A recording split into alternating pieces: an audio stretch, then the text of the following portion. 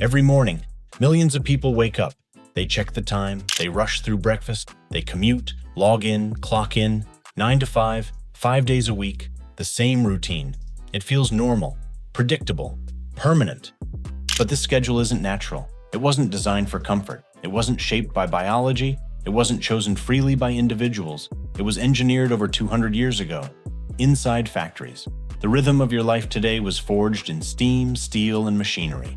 And once you see it, you can't unsee it. Then came steam power. In the late 18th century, the Industrial Revolution began reshaping production in Britain, and soon its influence spread across Europe and America. Steam engines replaced muscle, turning human and animal labor into mechanical force. Textile mills rose where cottage spinning once thrived, and mass production displaced handmade goods. Factories became the new centers of economic life, altering not only how things were made, but how people lived. Machines were costly investments, and to be profitable, they had to run continuously. That requirement imposed a new discipline. Workers had to match the relentless pace of the machine. Production could no longer pause for weather, daylight, or personal convenience. Factories demanded synchronization. The rhythms of nature and household life gave way to the rhythms of iron and steam. This shift uprooted workers from fields and homes, drawing them into centralized buildings where labor was organized on a massive scale. Instead of controlling their own output, individuals became cogs in a mechanical system. The machine dictated the tempo, and humans adjusted.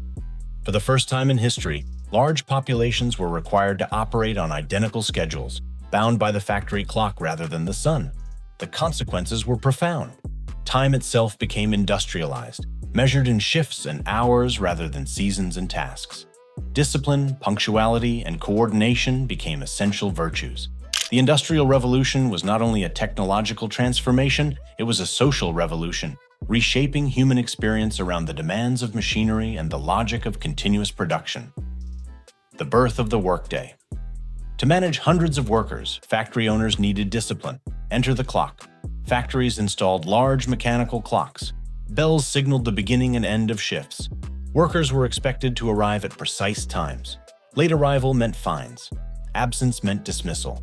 Shifts were brutal. 12-hour days were common. 14-hour days were not unusual. 6 days a week was standard. Children worked alongside adults. Breaks were minimal. Conditions were dangerous. Time was no longer flexible. It was measured, tracked, enforced. This was a revolutionary shift. People were no longer selling only what they produced. They were selling hours. Labor became something you rented, by the day.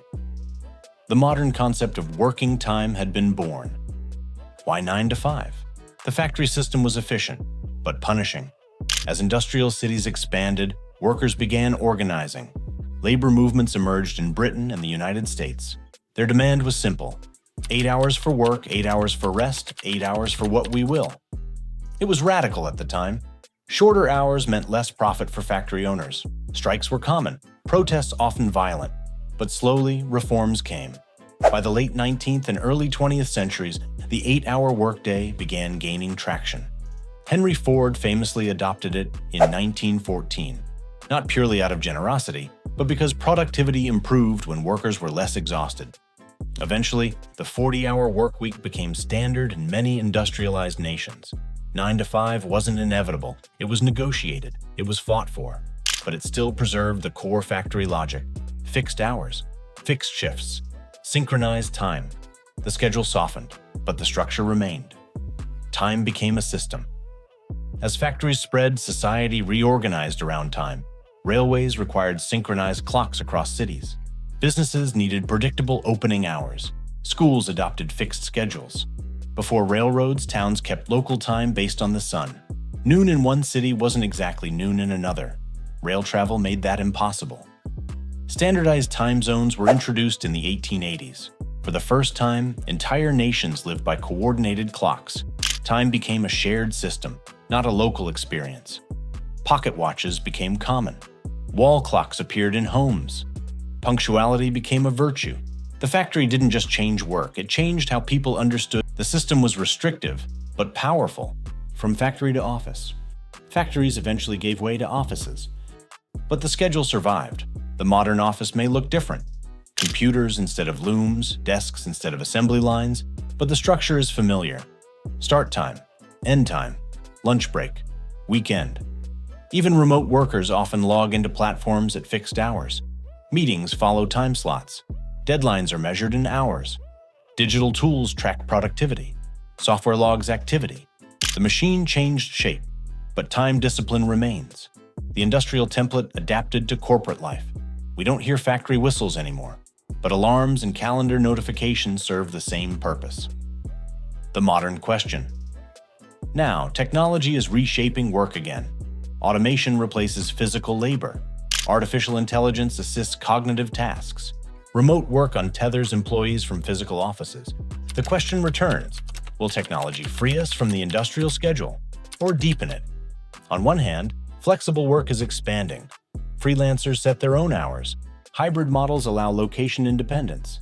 On the other hand, digital connectivity blurs boundaries. Emails arrive at midnight. Notifications never stop. The workday stretches invisibly. We may no longer stand beside steam engines, but many still live by invisible clocks. The structure built in the 19th century continues to define the 21st. The Industrial Revolution did more than build factories. It built the framework of modern life. The schedule, the routine, the work week. 9 to 5 feels natural because we inherited it, but it was designed for machines. And once you understand that, you begin to ask different questions. What parts of your routine are truly yours? Which are historical leftovers? History doesn't just live in museums, it lives in your alarm clock. If you want more stories about the hidden systems shaping modern life, subscribe. Because sometimes, the most powerful forces in history aren't the loudest ones, they're the ones quietly structuring your day.